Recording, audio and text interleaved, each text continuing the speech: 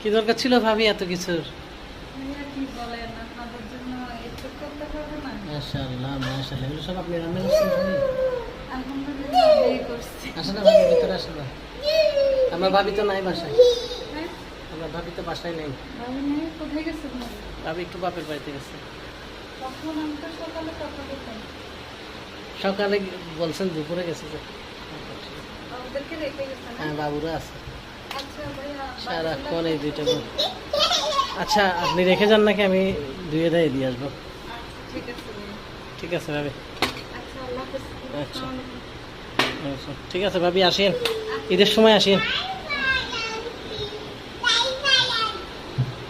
আন্টিকে সালাম দাও।